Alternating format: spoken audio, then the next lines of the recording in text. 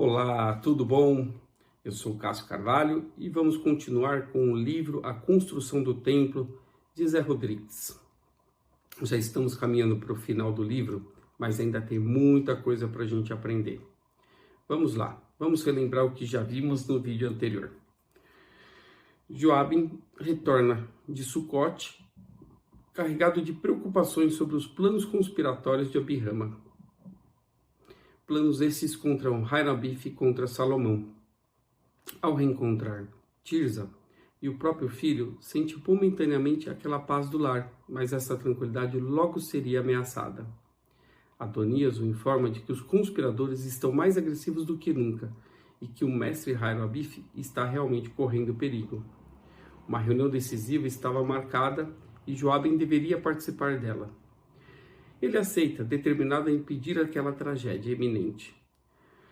Com a chegada de Hiram Abife e a conclusão do Mar de Bronze, o sentimento de inquietação cresce entre Joabe e os companheiros.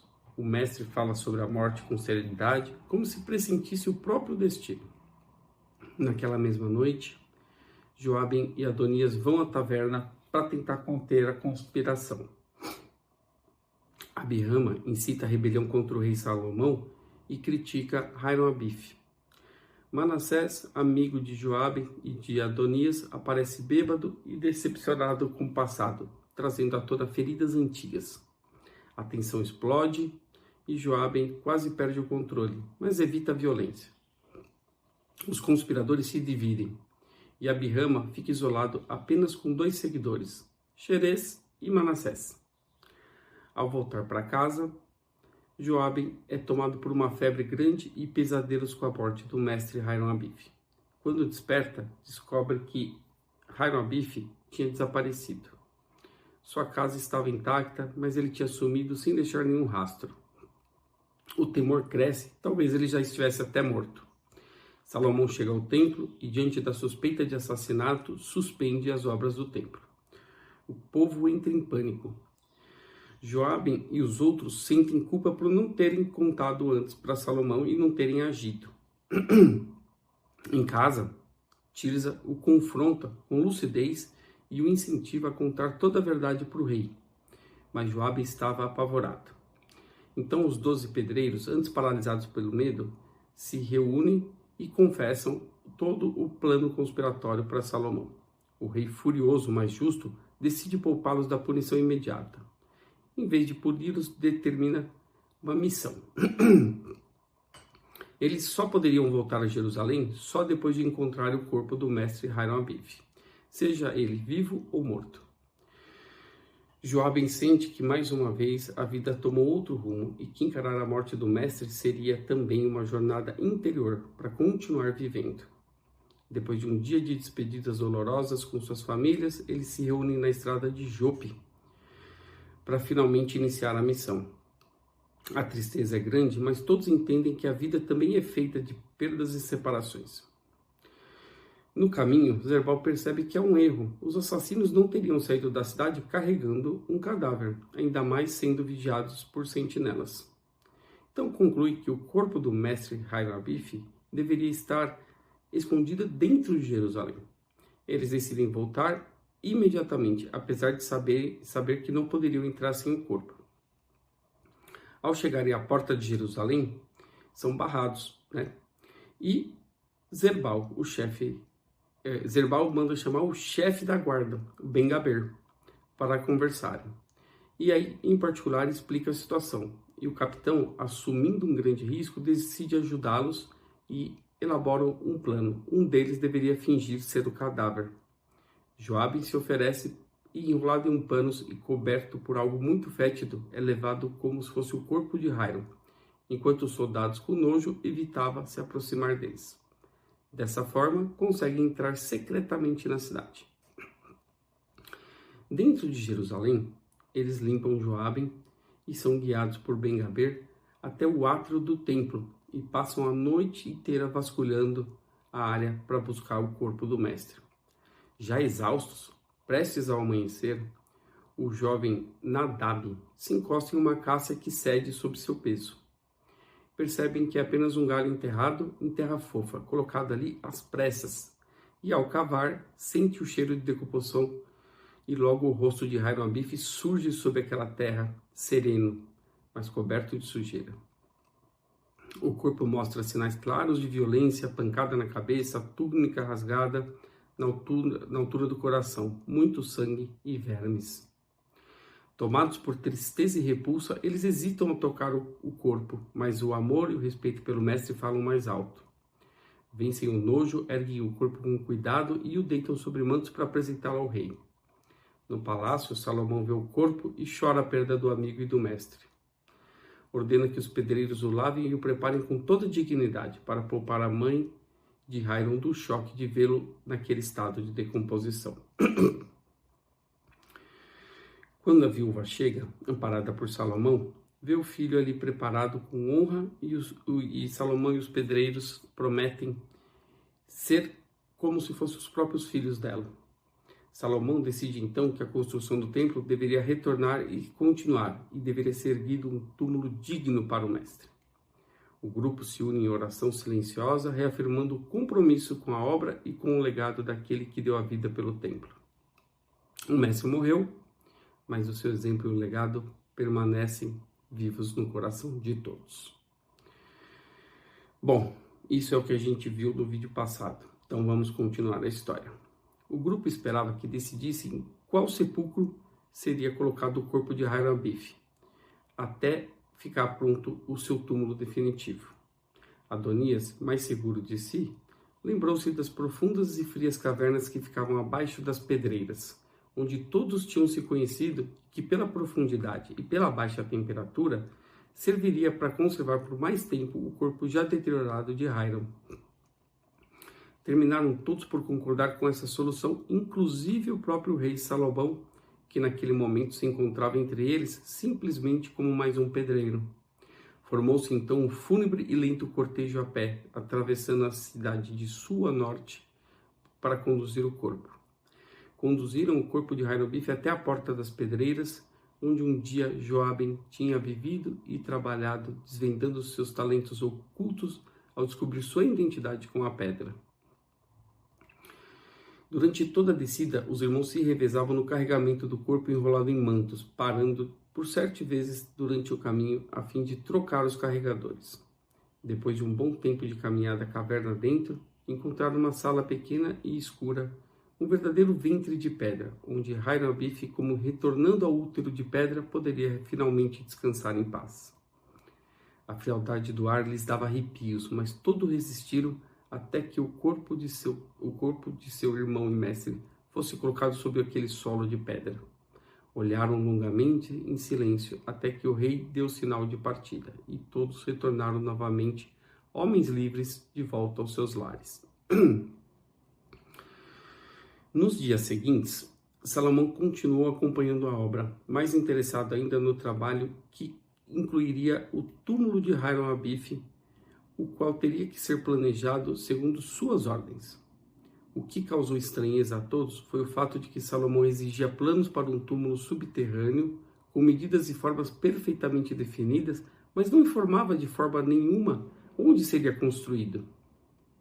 Por diversas vezes, nas primeiras visitas, o rei esteve a ponto de revelar o local escolhido, mas continha a informação até que Adonias, junto de Joabe, Zerbal e Caleb, que com eles estavam confabulando, interpelou: Meu rei, estamos com um problema causado por vós. Um obreiro precisa conhecer tudo sobre a obra que ergue para que não se corra o risco de que, por falta de informação, planejar e executar de forma canhestra.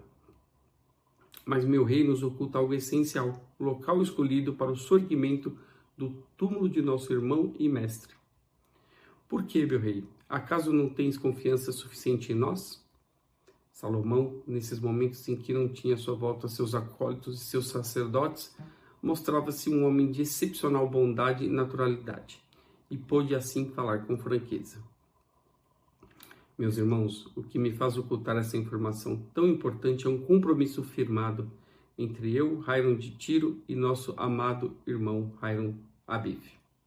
Determinadas características do terreno onde se está erguendo o templo de Yahweh não podem ser reconhecidas de todos, por motivos que mais tarde compreendereis, E são esses detalhes que me fazem hesitar quando a informação que me pedes são necessárias em nossas reuniões. Então Adonias insistiu, em nome de todos.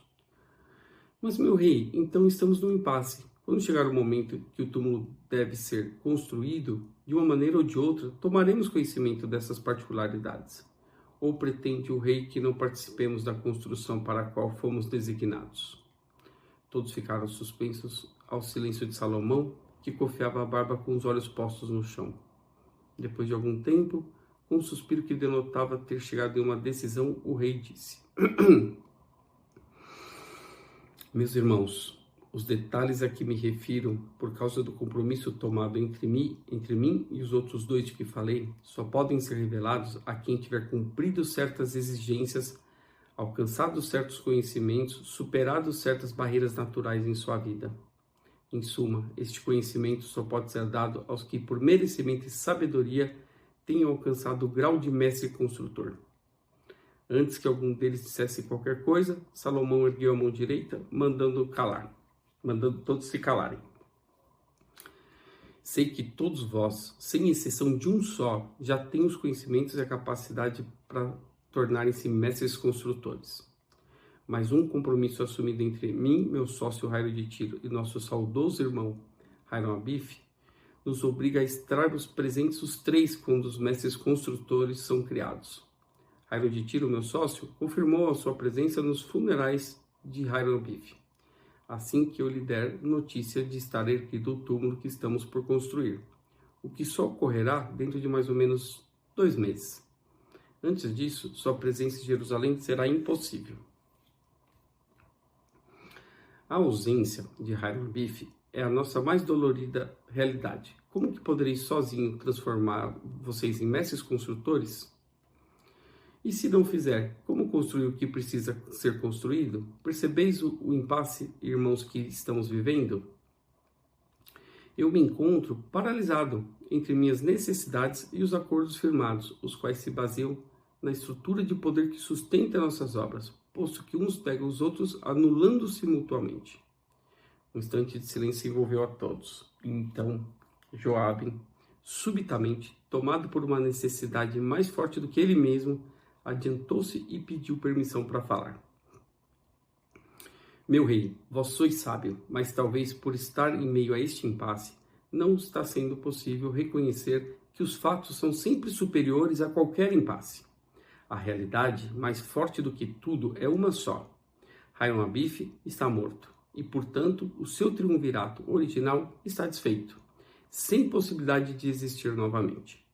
É preciso superar o passado, meu rei, encarando de frente a verdade dos fatos e dando início a uma nova fase, criada contra nossa vontade pelo destino, mas ainda assim real e soberana.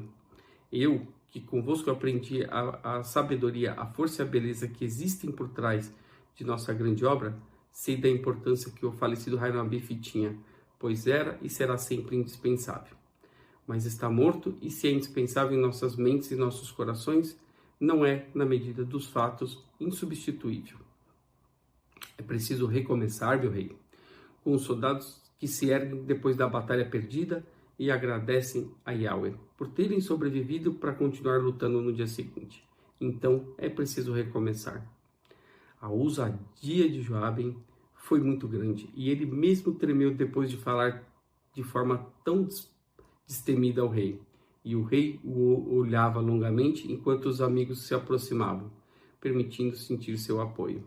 Salomão apoiou no escabelo e, sem tirar os olhos de Joabe, depois devagar olhou cada um de seus irmãos nos olhos, admirando-lhe a firmeza e a união, e pareceu se tornar mais seguro a cada momento, como se estivesse se retransformando naquele audacioso rei que um dia tinha sido.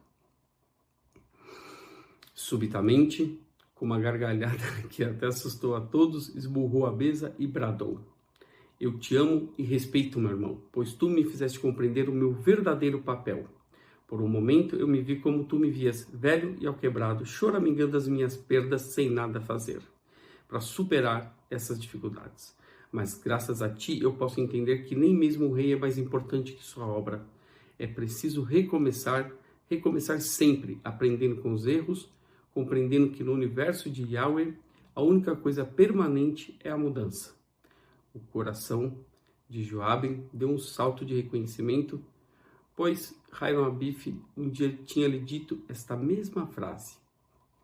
Naquele dia, ele ficava com a sensação que podia compreender com a mente, mas que sua alma ainda não a sentia, e que algum dia, quando menos esperasse, ela representaria uma verdade absoluta para si, como aconteceu neste momento. Esse dia havia chegado.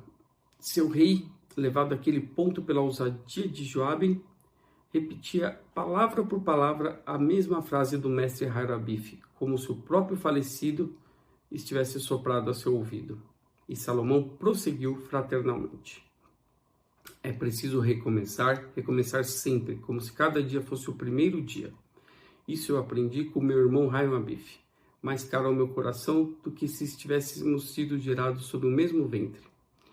Seu maior desejo era ver erguido o templo de nossos sonhos, e é com esse objetivo em mente que tomo a atitude que agora tomarei. O rei ergueu-se e mandou que os soldados de sua guarda, eternas testemunhas de seus ditos verbais, entrassem na tenda. À frente deles vinha Ben-Gaber, agora mais unido aos pedreiros do que se algum dia com eles tivesse trabalhado nas pedras das profundezas das pedreiras, e colocou à frente dos soldados face a face com o rei. Salomão, imbuído do poder que sempre se manifestava nessas horas, declarou: ordena a convocação dos mestres Joel e Neemias, os primeiros mestres construtores por nós criados, para comigo formarem o triunvirato provisório do templo, um deles substituindo Hiram de Tiro em ausência temporária, e outro no lugar de Hiram Abif, definitivamente ausente de nosso convívio. Avisai-vos que amanhã à tarde, logo após ao meio-dia, os dois e eu daremos conhecimento aos companheiros aqui presentes de todos os segredos necessários para que imediatamente se tornem mestres construtores, posição para a qual já demonstram estar preparados. Cada um deles, a partir de agora, terá responsabilidades muito maiores no surgimento de nossa grande obra, comandando e decidindo os destinos do que vamos erguendo na face da terra sobre os olhos de Yahweh. Regozijai-vos, irmãos, pois um dentre vós fará parte do triunvirato definitivo, ocupando o posto que até este dia pertenceu ao nosso amado Hiram Abif. Vão em paz e preparai-vos. Amanhã à noite já estarão vivendo uma nova vida. Joabe saiu da tenda como em um sonho. Finalmente seria mestre construtor. Dentro de um dia estaria fazendo parte do mais alto extrato de seu ofício, posição de tão elevada honra e importância que por ela homens chegavam mesmo a matar, como aconteceu recentemente. Pensava que se pelo menos seu irmão Manassés, agora desaparecido, tivesse tido paciência, estariam juntos comemorando a ascensão profissional, felizes, unidos, dividindo suas alegrias, como sempre tinham feito. Mas Manassés tinha enveredado por um caminho discutível, perdendo seu valor, transformando-se em algo mais baixo do que os próprios chacais do deserto. Se Joabe ao menos tivesse a certeza de que o irmão nunca mais retornaria ao convívio de todos, estaria seguro de que seu segredo estaria seguro, guardado pelos seus demais irmãos de ofício. Ainda mais agora que ele galgava novamente os patamares de importância de que um dia tinha sido parte. Joabe começava a nutrir uma ponta de ódio contra o seu mais querido irmão, a quem agora ele temia mais do que tudo. O sentia até como um inimigo. Era preciso encontrá-lo e convencê-lo a nunca revelar a quem quer que fosse quem ele verdadeiramente era. Joabe estava seguro de que apenas ele próprio, sob a identidade de Joabe, poderia atingir os patamares que estava galgando, e que se algum dia algo fosse descoberto sobre Joabe, ele tudo perderia. Se algum dia tivesse notícias de Manassés, teria de encontrá-lo antes de qualquer um, para impedi-lo de qualquer maneira de revelar perante os irmãos de ofício aquele segredo. Naquela noite, os sonhos de Joabe, extremamente ricos em detalhes, foram proféticos em relação ao que esperava dali para frente em sua vida, algo que ele só compreenderia muito tempo depois. Quando finalmente aceitasse que seu entendimento das coisas era independente de sua decisão consciente e que sua intuição, mestra de seu destino, lhe falava por meio do sono, cada vez de forma mais clara. A linguagem cifrada que seus sonhos fazia uso ao revelar o que precisava saber ia ficando cada vez mais fácil de compreender, como tinha acontecido em sonhos anteriores, os quais ele não tinha feito caso até que fosse tarde demais. Mas aquele sonho, o primeiro de uma longa série de profecias noturnas que o acompanhariam depois daquele dia, foi excepcionalmente reveladora, e dele Joaben nunca mais se esqueceu. No terreno onde estavam erguendo o templo, subia aos céus uma enorme torre cilíndrica, de altura incomensurável. De repente, às suas costas, ouviu um grande ruído, parecido com as roldanas que faziam uso para erguer material para o alto das construções, e virou para ver o que produzia esse som.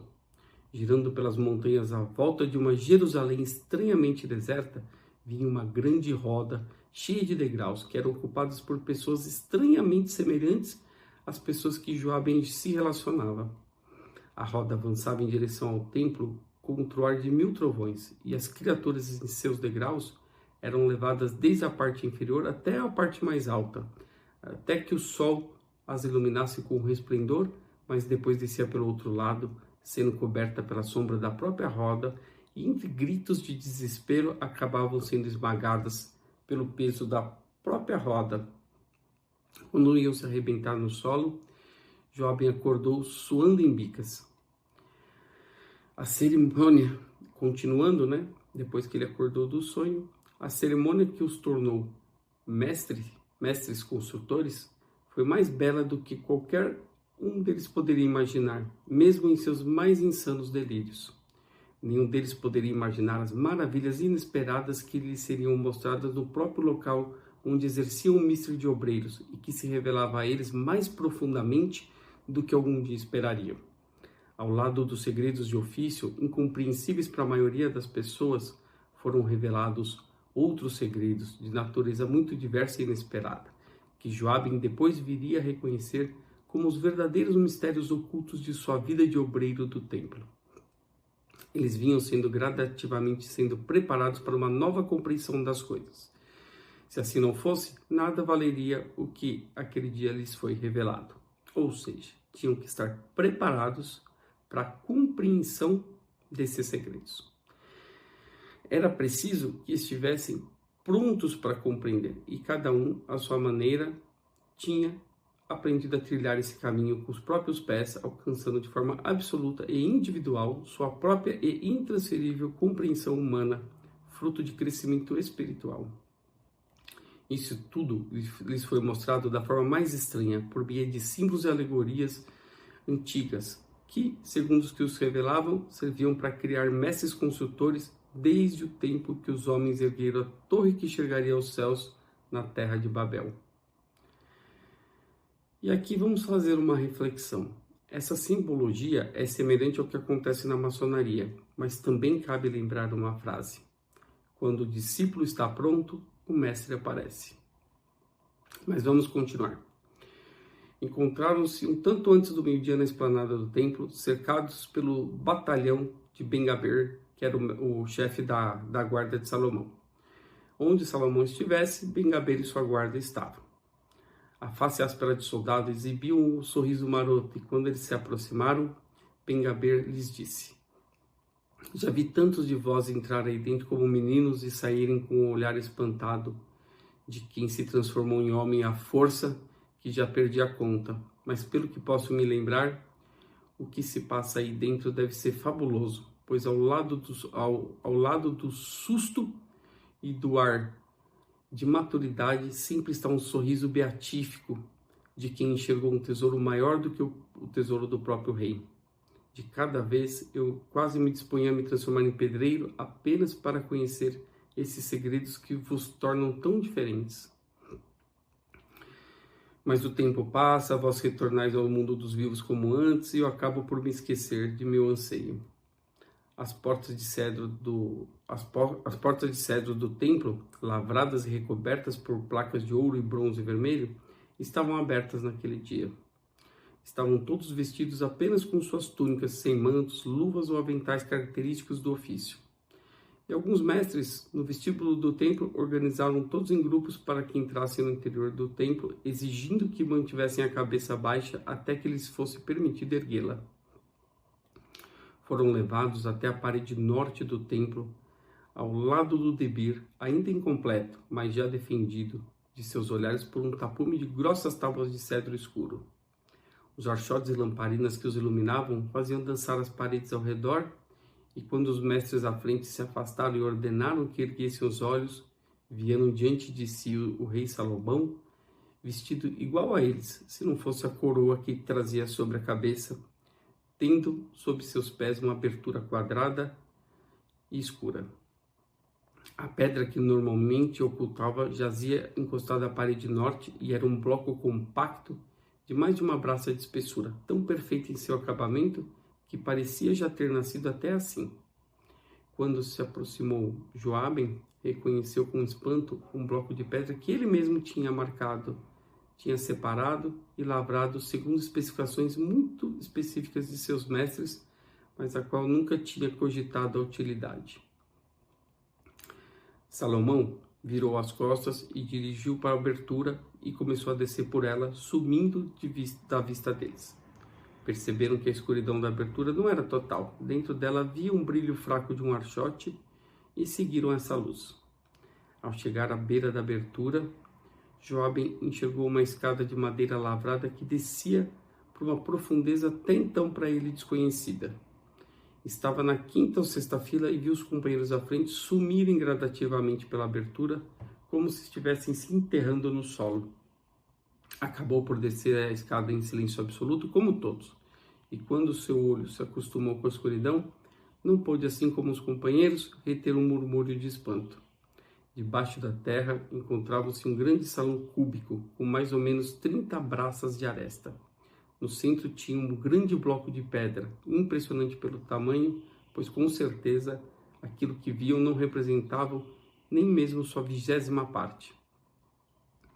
Foram colocados em círculo em volta desta grande pedra, olhando fixamente para ela, enquanto Salomão, ocupando um lugar igual aos demais no círculo, começou a falar. Quando Yahweh, cansado de estar só, decidiu olhar a si mesmo, iniciou-se a criação do universo. Era preciso erguer uma obra de absoluta glória e beleza, e para isso, Yahweh construiu um universo movido exclusivamente pelo amor e pela misericórdia. Mas era tão suave e fluido que não se mantinha coeso, desintegrando-se. Então, Yahweh decidiu construir um universo de força e justiça absoluta, que por sua extrema rigidez se estilhaçou, voltando a que antes era nada. Era preciso encontrar um terceiro caminho que se apoiasse tanto no amor quanto na justiça, para que o universo finalmente se erguesse. Yahweh criou então o universo perfeito, apoiado nas colunas da misericórdia e da força e centrado na energia que o move, a compaixão, manifestada em fraternidade. Seu universo começou a erguer-se até que estivesse perfeitamente planejado à imagem e semelhança dele mesmo. Para continuar sua obra, criou os homens, também tudo semelhante a eles, dando-lhes a eles um coração que amasse, um corpo que agisse, uma mente que pensasse. A função deles era continuar sua grande obra, mantendo de pé o universo que um dia criou e cujos planos estavam escritos na natureza para quem estivesse disposto a ler. Para isso, lhes deu a mente capaz de pensar, escolher e decidir, fena da pequena partícula de Yahweh, que em todos habitava e que todos glorificavam perante ele. Joabe olhava a pedra enquanto seu rei falava, e ela, depois de muito tempo, mostrou-lhe novamente a grande corrente de vida que ele tinha aprendido a enxergar nas pedras do mundo. Mas havia uma diferença. Antes ele sempre via a corrente de força e vida atravessando as pedras que observava. Dessa grande pedra, no entanto, a energia fluía dela para fora, como se dela emanasse. Compreendeu então que ela era a fonte da força que percorre todas as coisas do mundo, iluminando a todos com a etérea luz da vida, da qual não eram mais mais do que simplesmente depositários. Salomão, iluminado tanto pelos achortes quanto pela luz mística que emanava dessa pedra, continuou a falar. Esta pedra é o início de tudo, pois é a primeira coisa criada por Yahweh em todo o universo e está ligada ao mais íntimo de Yahweh, por ser aquilo que primeiro se constituiu quando a matéria foi criada. É o centro, o ponto inicial, a semente de toda a criação, a partir de qual se formou tudo o que existe, estando ligado totalmente a tudo que os mantém vivos. Sobre esta pedra, Adão, o primeiro homem, descansou sua cabeça, enquanto Yahweh extraía dele sua companheira. Sobre esta pedra, Abraão esteve por emular seu filho. Sobre esta pedra, Jacó combateu o próprio Yahweh uma noite inteira, e desta pedra viu-se erguer a escada que liga o céu à terra. Centro do universo, fonte de força, semente de sua vida, isto é esta pedra. A luminosidade etérea que emanava da grande pedra os envolvia cada vez com mais força. E Joabe viu a todos recobertos e penetrados por ela, igualando a pedra e o universo como uma só coisa, sem que nada os diferenciasse de coisa alguma. Hermanados em sua profunda identidade, perdiam suas fronteiras corpóreas e se transformavam em tanto que a pedra era como o que ela produzia, criando entre eles um laço indelével que nada apagaria. Joabe sentia a todos, e todos os irmãos se sentiam a pedra e o universo que estavam. E a fraca voz que às vezes falava dentro dele disse claramente para Joabe: compreendeste agora? Preenchendo ele com uma corrente de amor tão grande que era impossível caber dentro de seus pulmões. Essa não foi, nem de longe, a mais maravilhosa das coisas que nesse dia viram e experimentaram. Ao lado dos segredos da ciência da construção que Joel e Neemias revelaram, estavam muitos outros, mais espirituais, impossíveis de ser revelados de qualquer outra forma que não a forma daquele dia. Por mais que Joabe tentava externá-las com palavras, elas não serviriam para isso. O verdadeiro conhecimento, oculto nos símbolos, alegorias e rituais tão antigos, tinha atravessado séculos e se revelado individualmente a todos os obreiros que viveram antes deles. Em Ur, Babel, Assíria, Babilônia, Egito, em cada lugar onde os homens se dispuseram a erguer um teto, esse conhecimento se fazia disponível, indo muito além das palavras, imagens, desenhos, miniaturas, passados de boca a boca por séculos sem se perder no caminho. Esse era o motivo pelos quais os rituais se repetiam sempre da mesma forma, possibilitando que homens como eles alcançassem um conhecimento intocável por qualquer outro meio, pois estava livre para sempre da ação dos ignorantes, tiranos e ambiciosos, libertando também ao fim do processo. Quando o encontro terminou e a pedra havia retornado à sua condição natural, Salomão disse com voz pausada: a destruição de seu mestre por um de seus discípulos, corriqueiro entre os homens, sobre nós se reveste grande importância, pois esgarça a trama que mantém em equilíbrio o universo criado. Os próximos mestres construtores deverão tomar conhecimento da vida de nosso mestre, Hiram Abiff, e da maneira como foi assassinado, para que isso nunca mais seja esquecido. Por isso, eu vos pergunto, quais foram as primeiras palavras que foram ditas ao encontrar o corpo do melhor de todos os nossos irmãos? Os acontecimentos daquela madrugada explodiram na cabeça de Joabe. Ele se recordou do momento em que retirou o corpo da cova e repetiu as palavras perante seu rei, que ficou emocionado. Salomão então declarou: a palavra que nos garantia reconhecimento mútuo quando Hiram Abiff ainda era vivo, de nada mais vale. Pode ter sido tomada pelos assassinos, por isso, de hoje em diante, a palavra que nos une será exatamente a primeira que foi dita quando o corpo sem vida foi encontrado. Guardai em vossos corações. Eles se preparavam para retornar ao mundo superior, onde a vida concreta já os esperava, quando Joel e Neemias, aproximando-se em silêncio, reteve Joabe, Adonias e Caleb, fazendo com que ficassem para trás por mais um tempo. Os outros saíram do subterrâneo e ficaram somente os 5 em presença de Salomão, que lhes falou: estamos começando uma nova época na vida de nosso templo, meus irmãos. O senso de oportunidade de Hiram Abif era grande e nesta última semana vimos que o planejamento está completo, restando apenas executar aquilo que ele engendrou, assumindo pequenos detalhes aqui e ali sem perda de um só minuto. Para tanto, é preciso que cobramos a ausência de nosso mestre da melhor maneira possível, sendo esta a razão pela qual lhes retive aqui embaixo. As artes decorativas, nas quais nosso falecido irmão era imbatível, precisam de alguém com o mesmo talento. Como agora começam a ser necessários grandes trabalhos de escultura, principalmente na realização dos 2 querubins que guardaram a Arca da Aliança dentro do Debir, nomeio o irmão Caleb como mestre escultor e fundidor, com a obrigação de realizar sem demora tudo aquilo que Hiram Abif já deixou planejado para nós, seguindo também seu estilo, pelo que ainda não foi criado, da forma como for necessário.